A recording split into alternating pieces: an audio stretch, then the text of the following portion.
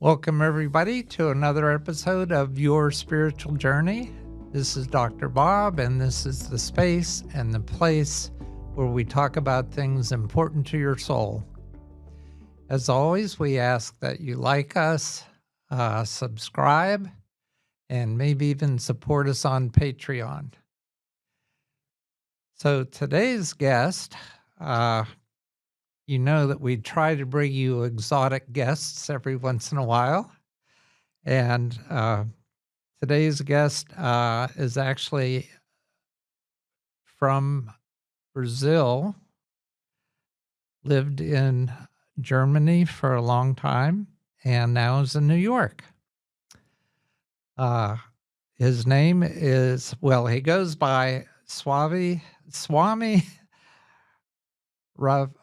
Boy, I asked him how to pronounce this, and then I messed it up. Swami Revati.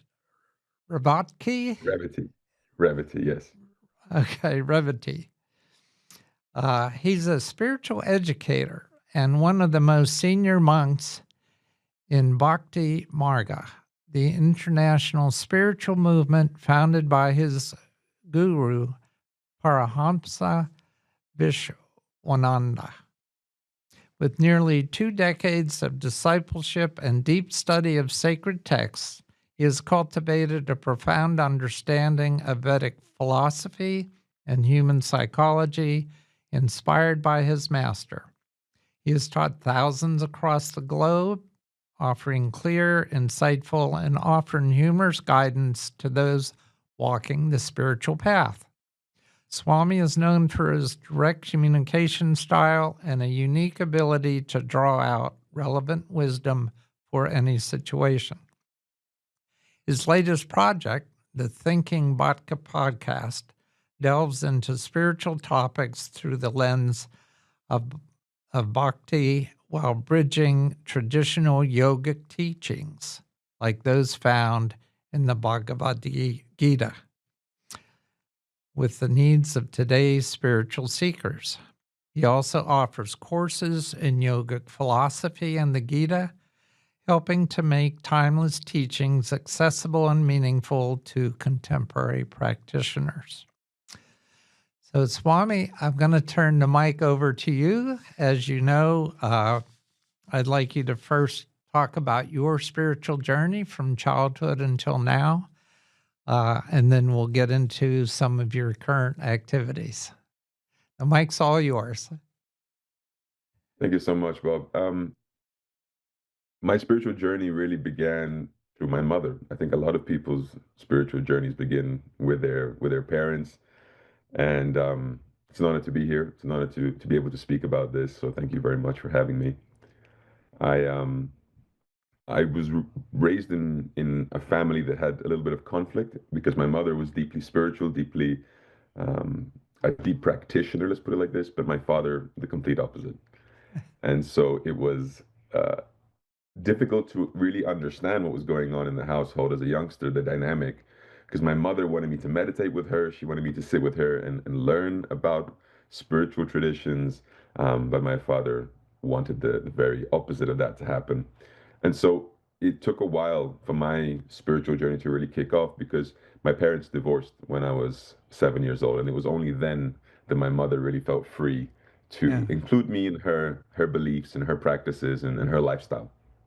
And so soon after that, we went on a family trip to India because my mother had always been attracted to Eastern spirituality.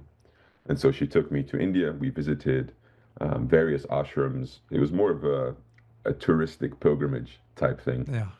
And so we went to several ashrams. And I remember I was 10 years old, but I had a deep feeling of belonging, a deep feeling that this is something that really, really resonates with me and makes sense to me, not on an intellectual level, because again, I was 10 years old, but on a experiential level. I felt at home. I felt like this makes sense.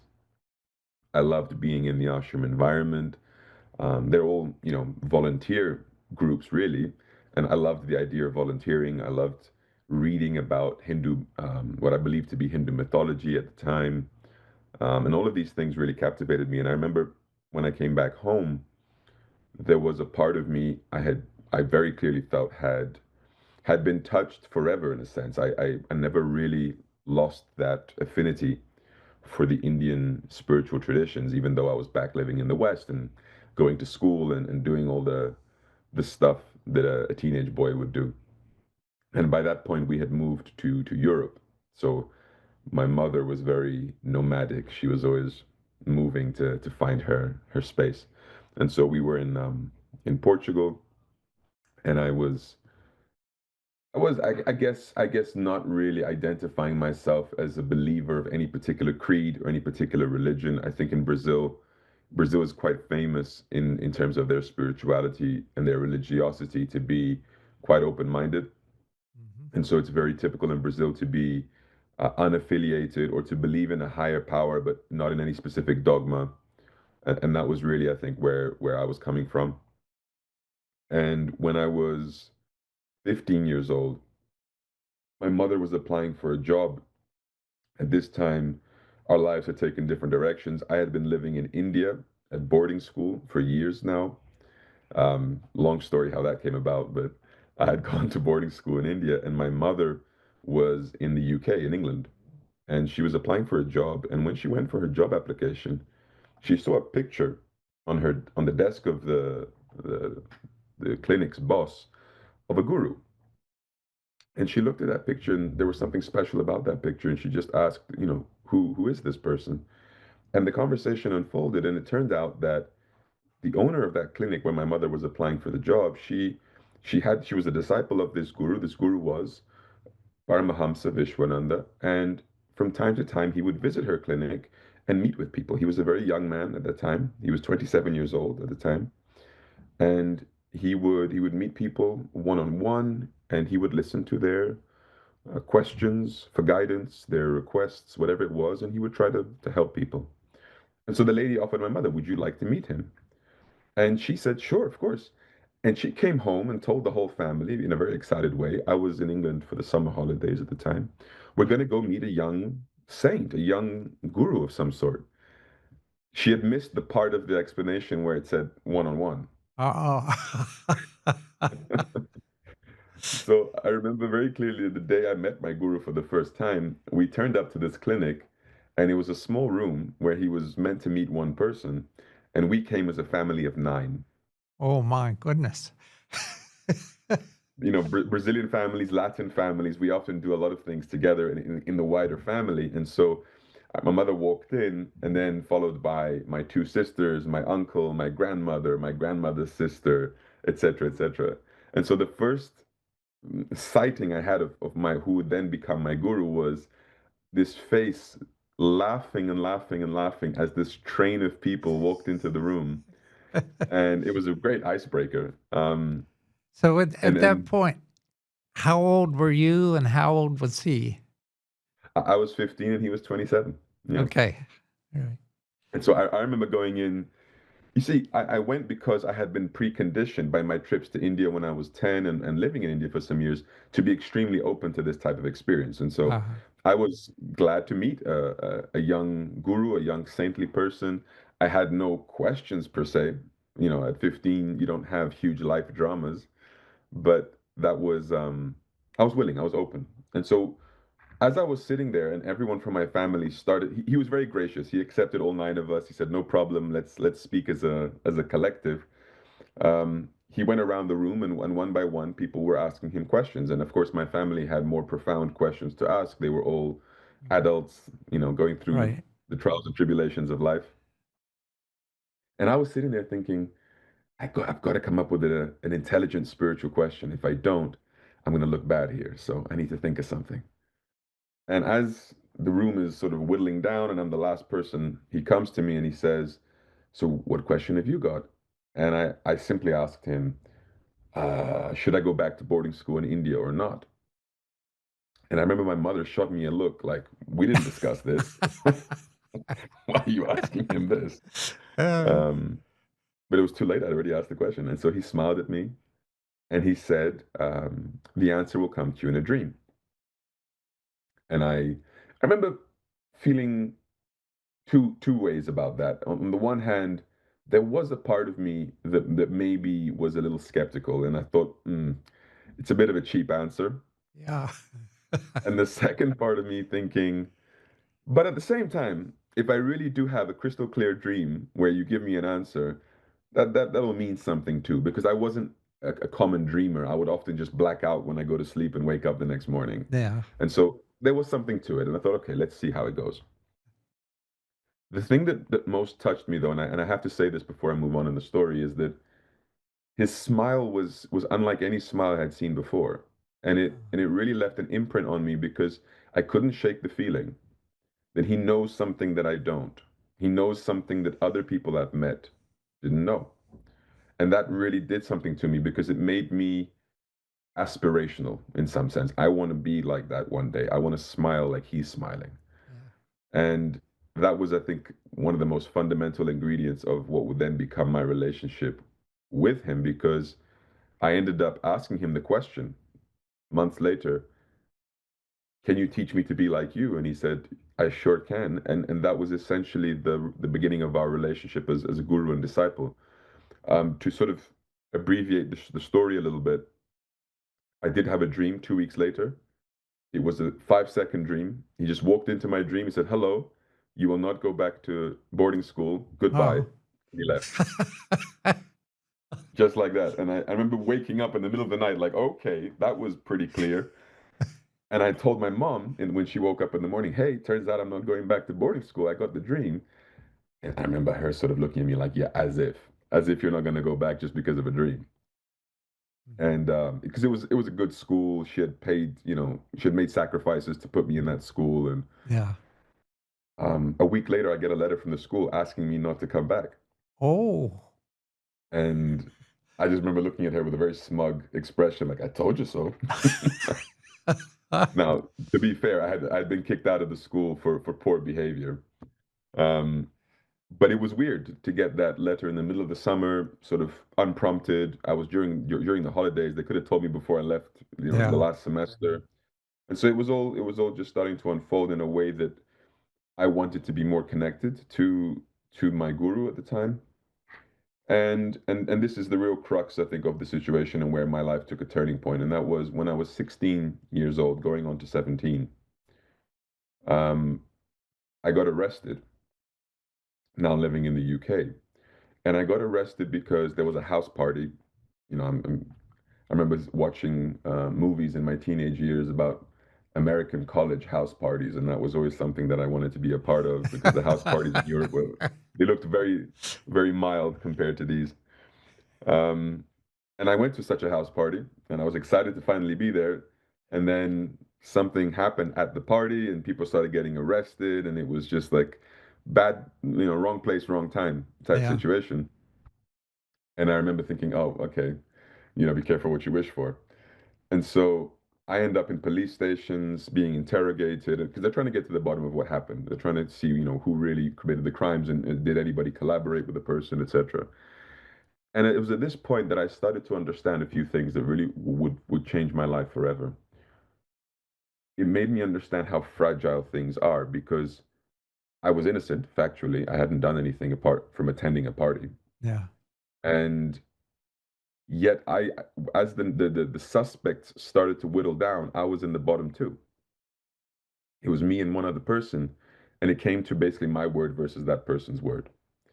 And at this point, I had been, released on bail, and I was technically still under investigation. I couldn't speak about the case to anybody. There were lawyers involved.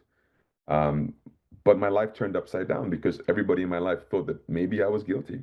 Maybe I Yeah. had really committed this crime, especially my friends. And I started to understand how I was suddenly, from one moment to the next, dependent on a justice system that couldn't really know the truth. They were trying to figure things out, but I knew the truth. I knew I was innocent. But no matter how much I said it, it didn't change things. They still had to do their processes, and I could see in their faces how much they thought maybe I was guilty, right? My parents, as much as they loved me, my friends, as much as they loved me, they couldn't help me. Yeah. None of these people could help me. And it really challenged me deeply because I lost a lot of faith, a lot of trust in the systems of life, if you want to call it that, because I was going through regular education. I had, I was looking at good prospects for my future. And suddenly, from one night to the other, I was maybe going to go to jail for 8 years and have a criminal record that would really hamper my life's possibilities. And I hadn't done anything, right? Yeah. And so it really changed the way I saw the world. And I remember at the time feeling a little desperate. And I thought, okay, well, let me go meet that guru I had met again, because maybe he's got a different solution to all this. Maybe he'll, shed a different light on this. And so I went to speak to him. And I remember how calm he was about it all. I told him the whole story and how difficult it had been for me, because from one day to the next, I lost all my friends. And he said to me, you know, there's an easy solution to all of this. And I said, great, what is it? He said, don't worry. Don't give in to worry. And I remember thinking the exact same thing I thought the first time I met him when he told me that an answer would come in the dream. I just Yeah. thought, this is such a cheap answer. It's too easy. It's too dismissive. And I ignored him. I ignored him. I left the meeting disappointed. But I couldn't undo what I had experienced. I had experienced a loss of faith in, like as I said, in regular life. I started speaking to a lot of people, older people that I had around me at the time, wiser heads. And I had one fundamental question that I was asking these people. Is your life better now or when you were younger? And a lot of the people that I asked this question to, those who led more traditional materialistic lives, get a job, get a family, sort of 9 to 5, they would reminisce. When I would Yeah. ask them this, they would reminisce. And they were like, oh, those college years, those my 20s, they were phenomenal. They were the best times of my life. What would I give to go back there? Right. And the few spiritual people I had around me that I had access to at the time, people who had led more spiritually orientated lives with a consistent practice, with a different sort of outlook on the world, I asked them the same question and they would smile at me and say, my life gets better day by day. And I remember hearing that answer and feeling like, well, do I want to live a life where my current existence at 16, 17, I was now 17, I had just had a birthday, for the next 5 to 8 years, which by the way might be in prison, where those years are the peak of my life and everything else after that is just downhill? Or do I want to live something that day by day just becomes better and better and better and greater and greater? And I think that that whole process, these conversations, what had been happening to me, yeah, it fundamentally changed my look on life, and I really committed to the spiritual path, whatever that would look like. Fast forward 6 months, I get a letter from my lawyer. He says the final verdict is going to be delivered in 2 weeks. The police have told me the final verdict will be delivered in 2 weeks. I wish you the best of luck. And I remember feeling very discouraged, because when my lawyer wishes me the best of luck, you don't Yeah. particularly feel very encouraged. I don't need luck, I need justice, right? And suddenly, out of nowhere, my guru does a surprise visit to the UK where I was living at the time. This was a few days after the letter comes from my lawyer. And so I said, okay, let me go and visit him. Let me go and see him. A last throw of the dice. That was what it felt like to me. And so I went and I told him once again the story. And I had given him the update. It was a large event. There was more than 1,000 people at the event. And so I was very conscious of his time. I couldn't take too much time. Yeah. I told him what had happened. And he looked at me for the first time. I'd met him, many times at this point. This was the first time he looked at me annoyed. He looked at me with an annoyed expression and he says, but I already gave you the solution. Why didn't you follow it? I said, my guru, you told me not to worry. I mean, this is just not realistic. Everyone around my life was crying every day and worrying. My mother was a wreck for 6 months. Like, how can you tell me not to worry? And he just shakes his head, sighing. He says, okay, come here. I'll give you the real solution. And I had heard that, on the spiritual path, sometimes life tests you. Sometimes these spiritual teachers can be, tough, and they test you to see your sincerity and your resilience. And now he was going to give me some special mantra, or he was going to give me some tool that would fix this. And so I lean in and he pulls me in close and he whispers into my ear, okay, the real solution is don't worry. Oh. And I remember looking at him, and he had that smile again on his face of someone who knew something. And I just looked and I said, okay, I've tried everything else and it hasn't helped. So, okay, I won't worry. And I smiled back at him for the first time, maybe in 6 months. And he says to me, great. So spend the evening with me, help the people, just hang out. I hung out with him. This was a Saturday.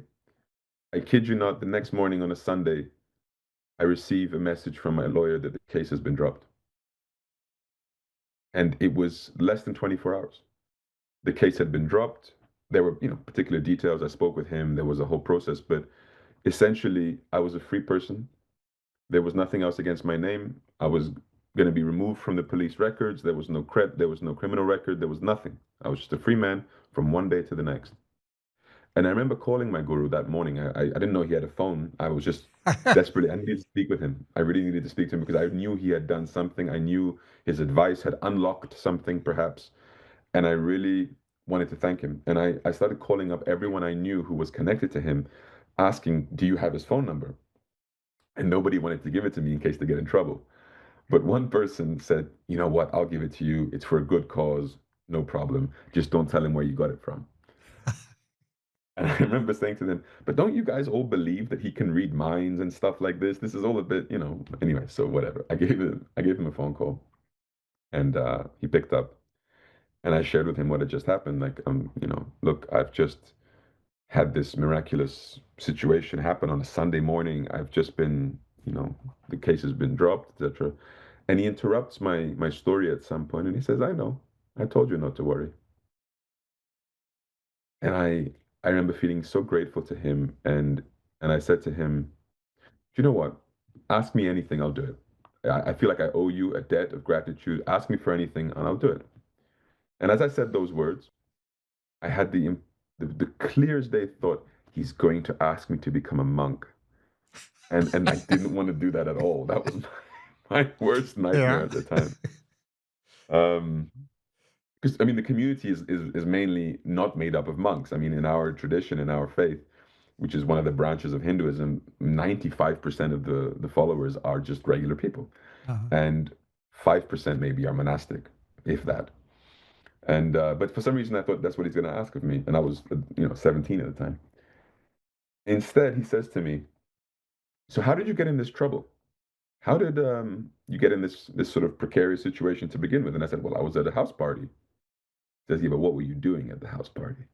And I said, "Well, I might have been very drunk." And he says, "That's right. So you know what I'm going to ask you, right?"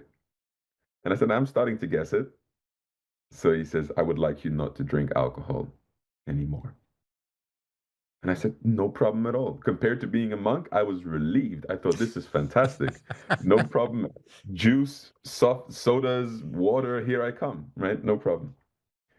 And I put down the phone. I said, "Thank you so much, and have a good day." And I sat in my home reflecting on everything. And I thought to myself, I just offered to do something for someone, and I would have done whatever he asked. Genuinely, I really felt like I would have. And instead of asking me to do something that benefits him, he asked me to do something that benefits me. I'm the one that gains from stopping to drink alcohol and getting drunk. He doesn't benefit from this. He gains nothing from this.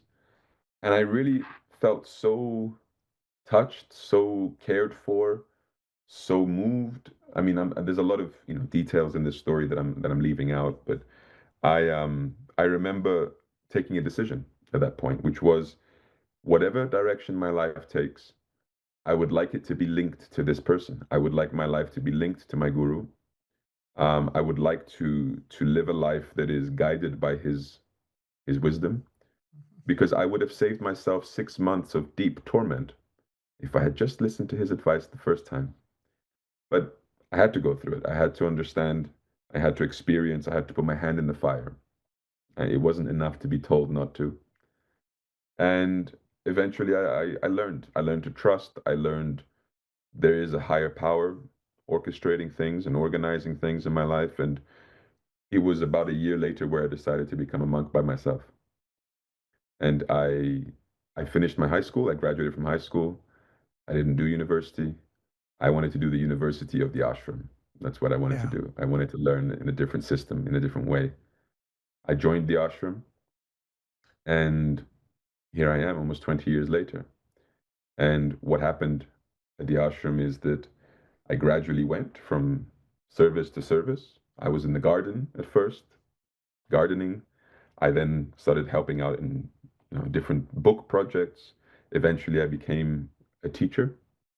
I was studying under him for many years. I studied Hindu scripture. I studied comparative religion. I studied philosophy. I just started branching out. I met a lot of professors that taught these courses at Ivy League universities and others who were heads of the religious departments, and they would tell me, you don't need to go to university. The stuff you'll learn there, you have access to and more outside of this, and he would just and anyway, here's the whole curriculum if you want to take a look through it, and so I started to just really learn from both the more traditional Eastern method of studying under a guru in an ashram, as well as Western academia. And most importantly for me, I was a practitioner. It wasn't just about learning theory, it was about living this. I woke up every day in a temple, in a serving, practicing, meditating, and being with people. And so community is such a huge part of what I believe a successful spiritual life looks like. It's sharing it with people and being around people. And it went from strength to strength, and I became more and more of this teacher figure. Eventually, I was elevated to the post of Swami, which in our tradition is someone who is a complete renunciant, but also a teacher, a community leader. And so I I started to work on establishing ashrams and teaching. But all the while, I mean, I see those things as my services, as my duty. My own spiritual journey is still something that I'm walking every day, and trying to discover more and more about myself and build my relationship with God, with the divine. And that is something that I continue to do under the guidance and instructions of my spiritual teacher, Paramahamsa Vishwananda, with whom I continue to uh, to travel with and to serve. Yeah. So I have a few questions.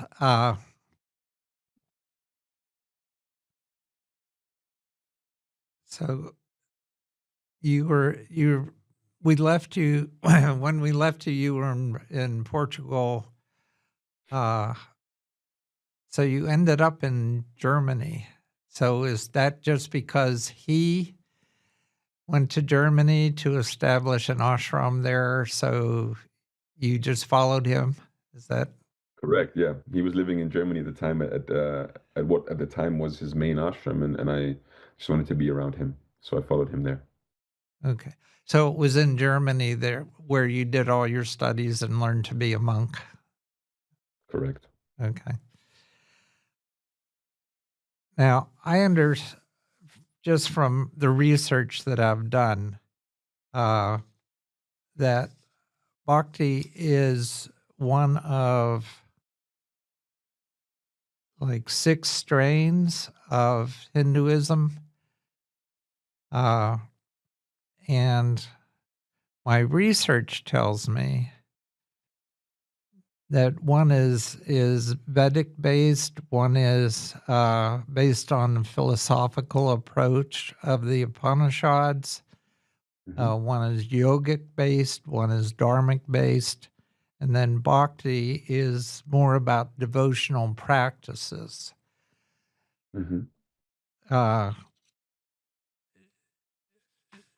do I you think, yeah, do, do you sense that that is what you focus on, or do some of these other areas? I mean, I picture that they're not exclusive. That you've read right. the Upanishads, that you do yoga, that you incorporate all these other things. So could you talk about that a little bit? Like, what are your daily practices, and how does all this fit together as a Hindu? That's brilliant. That's actually exactly what I was going to go and say. Okay. So It's the lines are not as black and white as they appear to be often in these practices. And I think in a traditional setting, there may be a clearer distinction and separation, but especially in the modern world and in the West, when we bring these ideas to the West, the Western lifestyles, the Western mind, or a non-ashram lifestyle demands many solutions or many answers to many different elements of our life, many different dimensions of our life. And so, for example, to just engage in purely devotional practices, i.e., maybe temple rituals, service to a deity in the temple, um, although it is rich, and I do believe that if fully absorbed and fully dedicated to, that can yield every result that you wish, it won't satisfy the Western intellect, the Western mind, or many different parts of our sort of daily lives. And so that there is a need to put together a more robust collection of ideas and practices into a lifestyle, a coherent lifestyle that answers all of the needs. And so what does that look like on a day-to-day basis? When I Because I live in an ashram, we also have a temple at the ashram, and so temple service, temple prayers, like going to church, becomes a fundamental start of the day. So we wake up, we go to the temple, there are morning prayers, where it really consists of singing, chanting, and there is a priest who conducts the ceremonies, the rituals to the deity. So the deity being the embodiment or representation of God in the Bhakti tradition. And so services and rituals are performed as well as singing and chanting. Usually there will be some scriptural reading with some commentary. So that's how you start the day. After that, a huge, huge part of our tradition is service. Seva, we call it selfless action, because we believe that to be in the path of bhakti, which means devotion, bhakti is just the Sanskrit word for devotion, it means to have love as your goal, divine love as your goal, unconditional love as your goal, but to also accept love as the means by which you will achieve this goal. It's through love that we will attain a higher love. And to define love is one of the great questions of the world. People often ask, well, what does love mean to you? Everybody has their working definition of what love is, but we have a very specific definition, I would say, a very concrete definition that can't accommodate every type of love that people would say. So, for example, sometimes people say, I love ice cream, right? But we don't mean that kind of love when we're talking about aspirational, unconditional love. And so we really understand love as being something that is, as I said, A, unconditional, B, ever growing, C, that there is nothing higher than it. All these sort of things that position it very, very high. Um, and we believe that that love, when put into practice, not just as an abstract idea, it manifests as service. It's something that isn't for your own personal gain as the primary motivation. It's something that if you love someone, you bring happiness to them, you bring well-being to them, you do something for that love. And so practical service, whether it is in the community, whether it is just sweeping the road, cleaning the bathroom, whether it is teaching a class, whatever it may be, service becomes the brunt of our day. So we are engaging in service for the most part of the day. And one thing that we do in between, when we can, either in our breaks or if we have some activity that permits it, is mantra recitation. And that isn't something that we do verbally, it's something that we do mentally. So we have some beads, a japa mala, and we chant mantras all day. And there are some traditions that give you a certain amount or certain number that you have to chant every day. But what my guru often found is that if you do that, people would just speed through it to get the Yeah. numbers done, Right. and it wouldn't be a very meaningful practice. It's more of a robotic thing just to tick the box. And so what he said was, let's not do that. Instead of giving a specific number, start with a commitment to chant 1 hour a day. And you can break up that hour. You can do 10 minutes here, another 15 minutes there, another 10 minutes there, and do it at whatever speed you want. It's not about a specific number of mantras that you chant, but rather that you do it with as much meaning, as much profundity as you can. Mhm. And that has been incredibly transformative and incredibly helpful. And that's something that every person who subscribes to this path of bhakti yoga within our organization, Bhakti Marga, we chant 1 hour every day. And that's something that connects us with Source, connects us with God, because we do believe very, very much in our tradition, in the Hindu faith in general, that mantra, the name of God, is God Himself in a vibratory form. And so to connect with God through that, through vibration, through sound, is a legitimate way of saying, literally, I am with God right now. As I chant the name, I am in the presence of God. And if I have my senses, my consciousness elevated enough, purified enough, I will actually experience that taste of divine love by doing that. Sometimes people ask me, so if anybody chants the name, they're going to experience divine love? Well, no. The example I like to give is this. Imagine you've just brushed your teeth and then you drink some orange juice. It tastes horrible because you've just brushed your teeth. It changes the entire system in your mouth. So the otherwise lovely orange juice will taste horrible. And so the point is this, it's that the fault isn't in the orange juice, the fault is in your conditions for tasting it. So the same way I look at it like this is that when we chant the divine name, when we practice all of these things, they yield the results, but we have to be in the right condition to experience the results. We have to be in optimal conditions to get the right taste, so to speak, and to be attuned to that frequency. So yeah, temple prayers, service, chanting of mantras, that makes up the brunt of our day. Now we have a yoga practice as well that we do called Atmakriya Yoga. That gets done every day. But that's a generic day. And then of course, for people of different positions and responsibilities in the organization, I myself as a Swami, I take a lot of time with the people, speaking to people, answering their queries and doubts. I teach classes on the weekends. Maybe I'm traveling, things like that. Yeah. So, what about your podcast? How did that come about? And is that something you started in Germany, or you waited till you came over here? Because I've looked at a couple episodes, so I have a sense of what you're doing. But uh, what started that podcast? Was that an assignment that you took on, or you decided you were going to do this? Great question. It was definitely an assignment. You see, I love the in-person experience of teaching. So I teach to people because I want to feel them, I want to speak to them, I want to see them, I want to feel their questions, and people started to complain from the worldwide community. They were like, "Well, we don't have access to that. We would love to be part of these courses and classes." And I said, "Okay, well, the internet does exist, so I guess I could do things like that." So I started to teach courses online. And when I teach, I often reference real life conversations that I have with my brothers, my fellow monks, with my guru in our private time. It's a huge part of what I have to share with the world, right? It's the lessons that I've learned from my brothers and the great wisdom that they possess.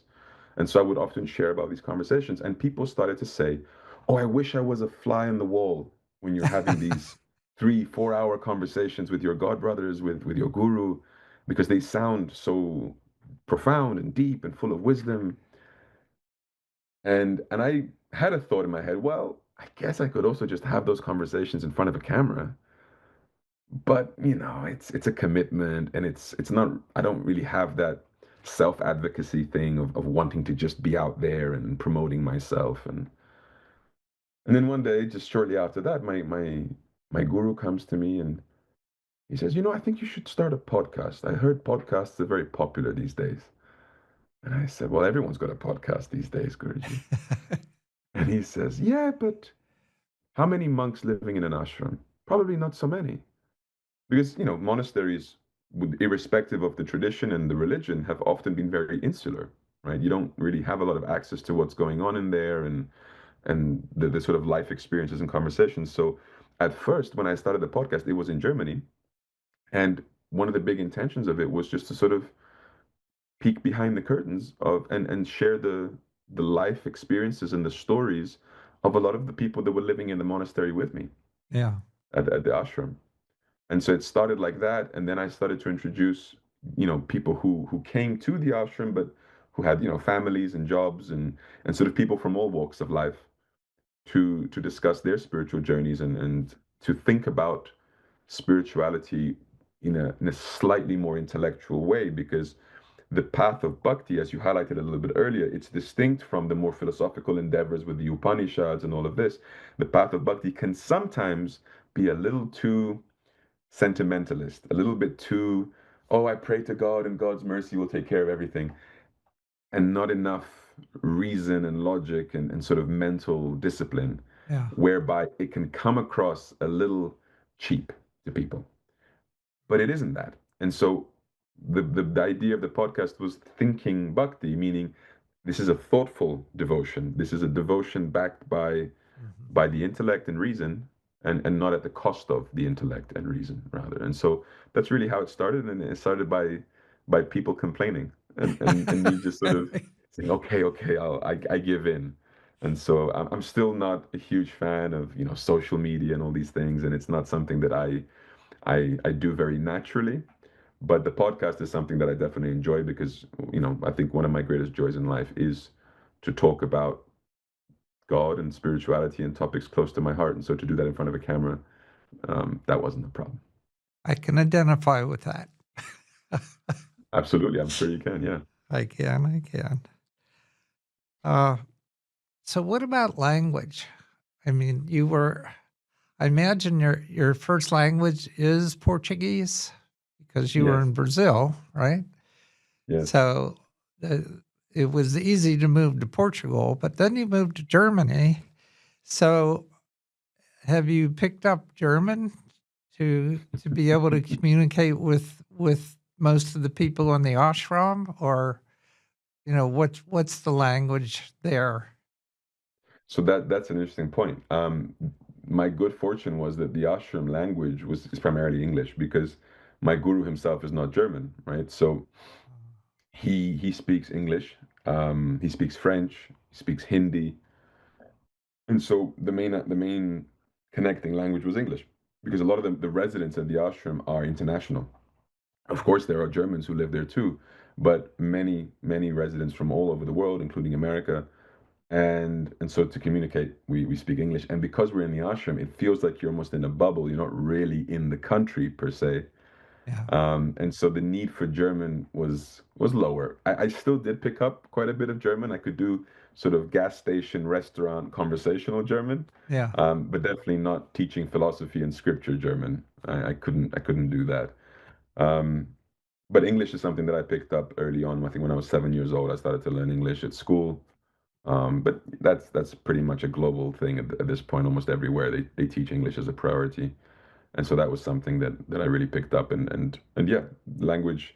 This is the beauty of an international community. You don't need to speak all the languages. I mean, English tends to be the unifier yeah. um, in these places. Yeah. Okay, so this ashram that you're you've started in New York, or was it already there and you joined it? Right. So it was started by a dear brother of mine who had been living in Germany too. He was an American monk who had come Okay, to live in Germany, from Wisconsin, and he was given a mission some years ago to return to America and to help the community here, because we had a grassroots community here in America, but nobody particularly experienced, let's say, to help guide the community and establish maybe a monastery or a temple or something like that. And so he came, and within a sort of 2 to 3 year period, he managed to gather the people into a functional community, and we acquired a property, opened a temple, opened an ashram, and the community started to go from strength to strength. And it's a huge credit to him. I mean, he was really one of my best friends while we were living together in Germany as well. And yeah, he's someone who is amongst the people most dedicated to prayer that I've met in my life. There are people on this path who lean more to the yoga, who lean more to the singing, who lean more to the sort of intellectual stuff. For him, it's prayer. He loves to be in prayer, no matter what time of day it is. yeah. And so he was the right person to help bring this culture and to establish a successful temple because he believes in it so strongly. And as he started to grow the community here, America has two things that I think are very clear to see. A huge potential because it's such a big country with so much influence and so many people. And the second thing is a need. America has a constant need because as open-minded and spiritual a country as it is, it's also a country that has a deep sense of materialism and a lot of things that in a sense would oppose spiritual principles sometimes. And so those two things being the case, my guru then said, I think it's time to support the work of my brother who had come here and Yeah. helped build this community. And so I came together with a couple of other monks from the ashram in Germany to help support the community and help continue its beautiful work that's been going on here. So when you say New York, is that New York City or New York State? And if it's just in New York State, where is it located? So the ashram itself is in upstate New York. It would be difficult to have an ashram in New York City, but we have an ashram in upstate New York. It's actually quite a ways away from the city. It's a 4-hour drive from the city. It's near Ithaca, where Cornell University is. So it's in a small town called Elmira. That's Okay. where the temple and the ashram is. But my work specifically has been more in New York City so far, because we already have my brother here leading the community here, Swami Tulsidas. I get to spend more time in the city, meeting a lot of the people who then come to the ashram for retreats or for a weekend getaway or something like that, because it really becomes a bit of a spiritual oasis away from the hustle and bustle of New York City. But Yeah. right now, one of the main focuses that I'm doing is looking to open a smaller center in the city because it's really important that New Yorkers have a space that they can go into as well. A lot of them don't have cars. New York City is a nightmare for Right. cars. And so, yeah, right now I think we're working as a team. I'm starting to create a group and a center in the city. Incredible response. A lot of thirsty people.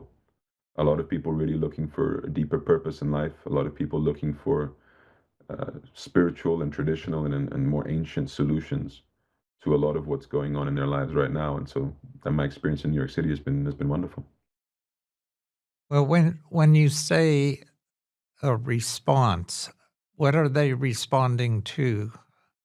So, are you holding classes that they're coming to, or are you sending out leaflets and saying, here I am, you want some of this? Come and see me.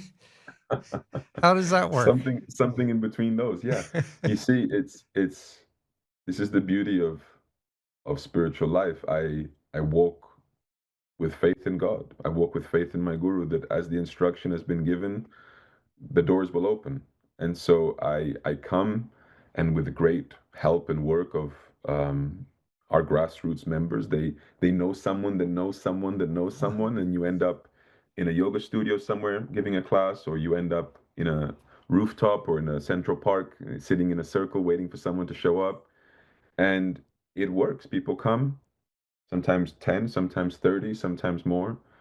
And yes, I give classes.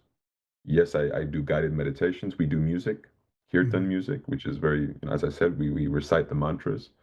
But what I really love to do the most is Q&A, because a lot of quote unquote preachers, not that I identify myself as that, but what they'll do is they just go and start to say what they want to say, and this is what I think you should, believe, follow, and do. Mhm. But it often misses the point of the need of the people. And so I'm if I'm really there in a mood of service, if I really want to help them, then I want to hear from them. And so Q&As is what I do with the most sort of pleasure and passion, because I want to meet them where they are, and I want to find out about them, and I want to give them some tools or advice from my 20 years on this path that is relevant to what they're doing, not Yeah. that is, oh, here's what the text says in chapter this, verse that. Maybe I'll tell you that if you give me a prompt first. And so that's what I've been doing, and the response, as I said, has been magnificent. Okay. Uh,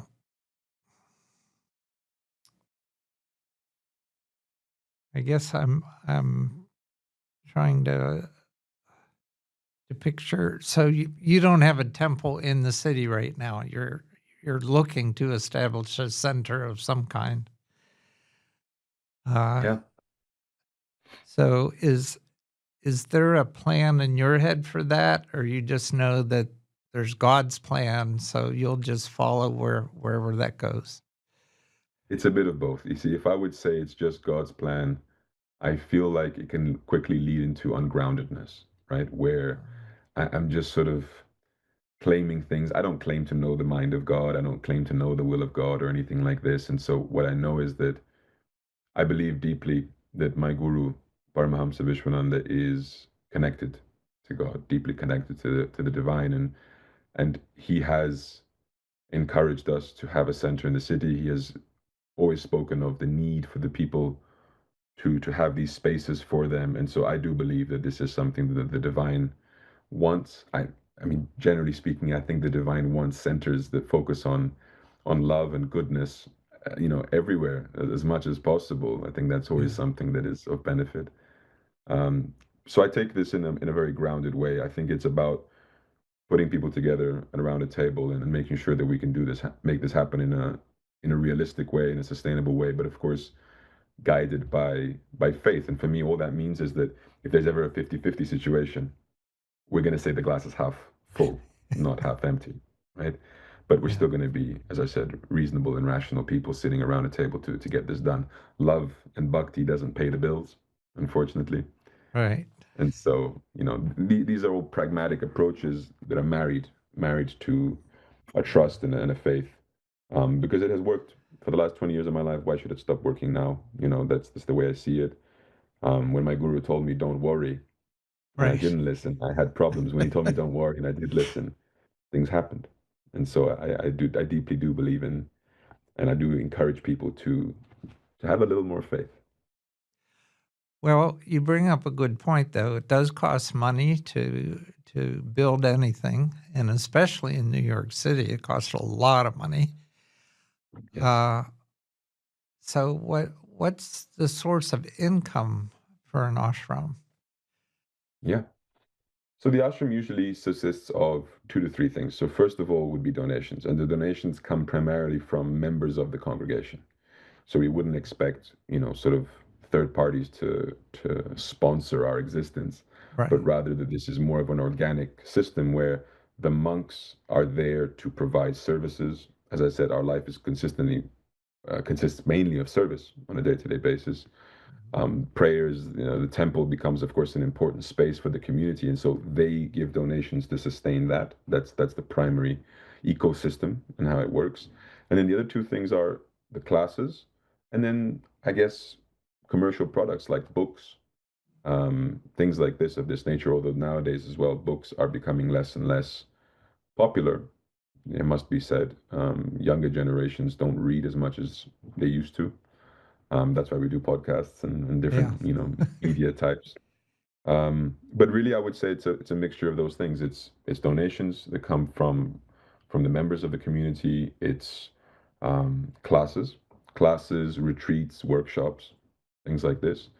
And lastly, yeah, some minor commercial, things like books or the like. But that I would say primarily, it's through donations. Yeah. And then when it comes to something like New York City, that's what I mean when I say that things have to be pragmatic and grounded, that we can't just, bite off more than we can chew, and we don't want to also just do something that becomes this, huge burden on the community, because it's important that we don't abuse the goodwill of the people, but rather that we do something that we're all comfortable with and that we're all capable of Yeah. sustaining. Because there's no point flash in the pan, we have a great center for one year and then we got to shut it down because it's just too expensive. And so, yeah, this is the sort of grounded approach we have to go with it. Yeah. So how about dietary restrictions? So far, all we know is that there's no alcohol. Uh, Correct. It's a great question. It's we have let me take the time to just explain maybe a little bit the structure of the congregation. So we have what we would call a follower, so someone who follows the tradition. They have taken no formal vows of any kind. So they have no dietary restrictions, by way of a promise or a vow. They may have guidelines, but they can choose to follow them as they please, right? And that's where the largest number of people fall into this category. After that, you have initiated devotees. So they take a formal process called diksha in Sanskrit, which means initiation, by which they vow to follow certain lifestyle conditions. And that includes dietary restrictions. So it means no alcohol, no drugs, no smoking, and when it comes to dietary, no meat, including no eggs, right? And so this is a very traditional approach from, let's say, the lineages in India. And it actually is not so much about any sort of health reasons or dietary reasons, but more about an ethic. It's a specific ethic. And there is where I think the more important principle to understand lies. It's not in so much of the do's and the don'ts. It's more, what is the ethic and how does that inform the do's and the don'ts? And so the ethic for us is ahimsa. So ahimsa meaning the non-violence is the literal translation, but the philosophical interpretation of non-violence means that we literally conduct our lives in a way that causes the least amount of harm as is necessary. It doesn't mean no harm, because that's not realistic in the world. And a lot of silly people would live that to the point of allowing someone to just come and rob their house, kill them, and say, well, I'm living by principle of no harm, so whatever. Self-defense, of course, works, Yeah. and other principles too, but the least amount of harm as is necessary. Does that mean, therefore, that you can never eat meat? No. If you're in the North Pole and you can't grow a carrot, feel free to eat some fish, right? It's really not a problem like that. It's more that the ethic is, so long as I have options and those options are sustainable, why do I need to participate in harm, right? Okay. And so Yeah. the principle is more rooted in that. And in modern society, especially in Western societies, 99% of people have options. We have the choice. And so it's, in terms of how it manifests in the dietary restrictions, that's how it does. But it has other levels of understanding too. For example, in our speech, in our thoughts, we try to conduct ourselves in coherence with that ethic in those fields too. That we don't say hurtful and harmful things unnecessarily, that we don't think violent thoughts unnecessarily. And this is all part of a, like I said, a bigger Yeah. lifestyle picture. And so the devotees are the ones who take vows to live that type of way. Yeah. And then the third category are the monastics. And so the monastics take the same vows as the initiated devotees in terms of the ethics and the dietary restrictions, except on top of that, they also take the vows of celibacy and simplicity. So they are celibate monks, they no longer have families. It gives them the possibility to dedicate themselves fully to the service of the community and others. And they have simplicity vows, so no material aspirations, in the sense that every other person, the devotees and the followers, no restrictions, businessmen, politicians, whatever it may be. But the monastics, we live Yeah. as simply as we can. Okay. That sounds pretty comprehensive. Well, we have run out of time, and I always ask the guest at the end of the podcast if they would leave our audience with a few words of wisdom. And I know you've got plenty, but you have 2 minutes. So, whatever you'd like to leave this particular audience with, this is your time. Thank you, Bob. I appreciate that. You know, I like to remind people of something that I see as sorely lacking, and that is, don't destroy or forget the real meaning of words. When we say things like love, when we say things like happiness, when we say things like success, more and more I see that the way people interpret these words, the meaning that they ascribe to these words, is robbing them of the opportunity of pursuing the real thing. And more I see people saying they're happy, and you look at their lives and you ask them why they're happy or what makes them happy or what is the source of their happiness, and you see that it's nothing more than just some sense pleasure or something circumstantial that will leave them tomorrow. It's not true happiness. It's not something that is rooted deep inside that cannot be taken away by a boss that fires you tomorrow. It cannot be taken away by a rainy cloud. It cannot be taken away by circumstance. It has to be a house built on solid foundations, not on sand. And we're too caught up in social media, in sort of superficial, convenient presentations of life. And I really like to remind people that just because something is convenient doesn't mean it's best for you. Sometimes the things that are most profound are deeply inconvenient. But why would you allow convenience to become the filter for the life choices that you make? Let it be truth. Let it be something that actually means something to you, something that is actually impactful and that will have a lasting impact. And whether it's convenient or not shouldn't then matter, and this is something that I see the world sorely lacking. And I spoke a little earlier about love. We love ice cream, or I love this beach, or I love this, that. And why not just say, I like ice cream? I like that beach. I like this. I like that. Because we should really save love for the things that are most precious, that deeply, deeply mean something to us. Our lives are orientated around that. We human beings long to love and be loved. This is what we're all living for. And it's important that we don't destroy these meanings and we don't destroy these pursuits by just cheapening things. And I think that's something worth treasuring. Well, thank you so much for spending this time with us. Audience, as always, take what you've heard and think about what resonates with you. Incorporate that into your life. Put the rest on the shelf until you're ready to deal with it. And until next time, this has been your spiritual journey.